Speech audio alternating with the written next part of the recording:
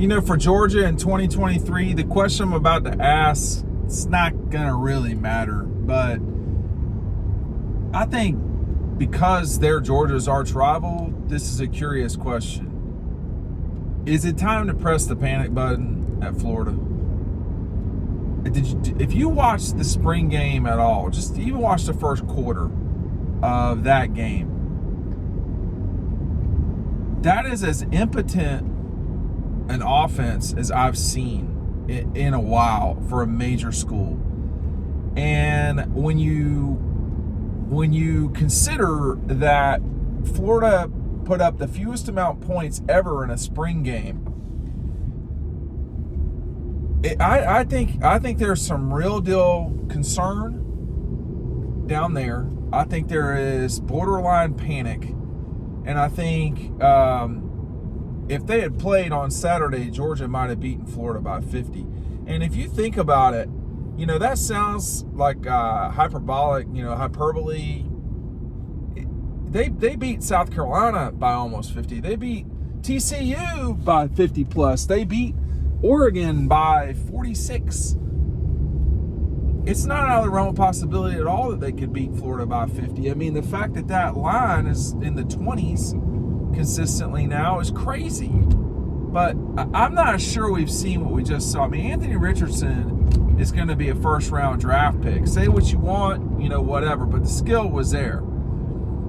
It didn't transfer to the field in terms of production for the Gators, but that's gone. Like, just making a great play, that's gone. Just,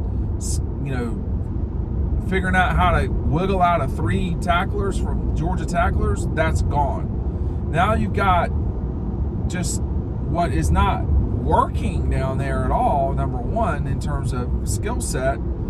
They are so far behind where they need to be, the Florida Gators, right now, that I think the gulf between the two programs, I'm not sure we've ever seen anything quite like this before. I'm not sure we have. Make sure you're checking out DoorDash. Get 50% off your first order. The link is down below. Use the code DAWGS. Now, if you've never used DoorDash before, please do. That's going to really help support us. The link is down below. 50% off your first order. Download the app right now. Use the code DAWGPOST to get 50% off your first order. Somebody needs to order up some offense down there in Gainesville because it's that bad. And going back to the point a second ago, when you think about what's coming up in this league and the fact that college football is changing, and that Florida, a school that certainly for the last 25 years, or at least a lot of the last 25 years, 30 years, has been at the front of college football, they are not well positioned for the future. It has gone bad quick. And I'm always of the belief that in 2 years, places like LSU and Florida, you can turn them around like that. I mean, that you can change things dramatically at those schools because they have the resources, they have the players that are around there. For the most part, over the last decade, we have seen as much failure as we have seen success at Florida. The Florida folks might say they've seen more failure than they've seen success. And when you consider that Georgia was in a situation where it fired a longtime successful head coach, and the guy that replaced him is on his 3rd Florida coach since, that shows just how bad a position that these Gators are in. But that Oklahoma and Texas are coming into the league complicates things even more for the Gators, in my view. You're going to go to a 9-game schedule in the SEC. It's going to be very hard for Florida to go undefeated. It's going to be challenging for them. It's going to be challenging for anybody in the league to go undefeated. Okay, and it's just been a long time that program has failed for so long, particularly lately. These last 2 years have been really bad. But to watch Saturday and you think, this could get worse. This could get worse. Like, their schedule, they could totally lose to Georgia, Florida State, Tennessee, South Carolina, and LSU. Just off the bat, they certainly could lose 4 of those 5 games. Certainly, they will be underdogs for sure in 4 of those 5 games. They just will. Now, I don't know what'll happen with the South Carolina game, and I have to be honest, I don't think they're going to beat Utah out there. So you're talking about right off the bat, probably, 3 certain losses, and then a lot of probable losses that are still left. I mean, this is a program that lost to Vanderbilt last year. This is a program that lost to, I can't remember who they played in their bowl game, but it wasn't pretty. It wasn't good. Nothing about any of this has been good.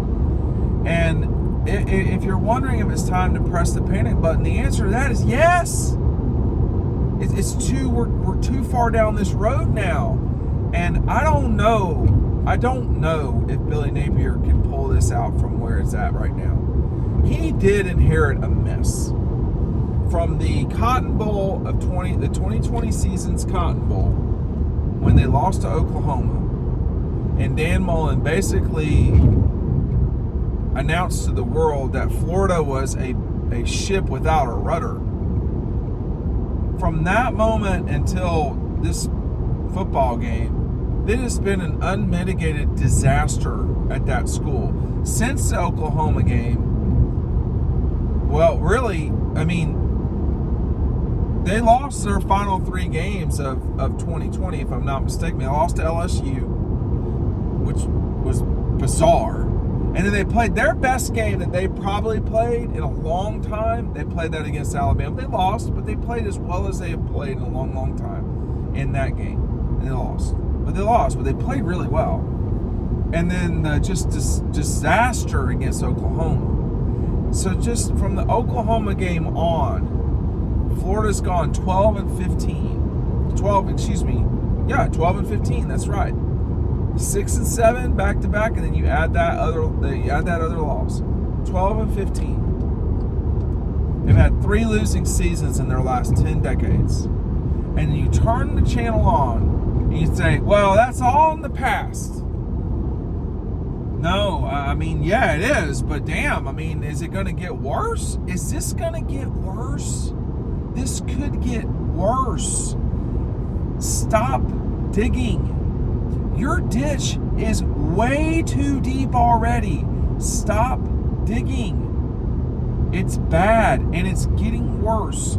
There's got to be something that can be... Well, the problem is they hired Billy Napier, and that sounds like I'm blaming him. I'm not blaming him yet, but we're far down this road now. We're 13 games down the road with Billy Napier.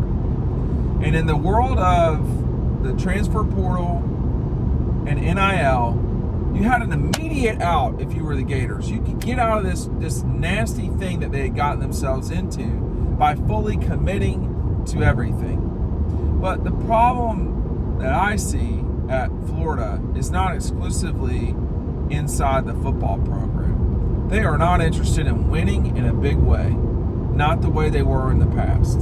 And it may have been that they just had spectacular coaches. When you think about Urban and Spurrier and Billy Donovan, I mean, those are 3 of the all-time great coaches in college athletics. Multiple national championships for 2 of those 3. The only one that doesn't have multiple is Steve Spurrier, which is amazing, but whatever.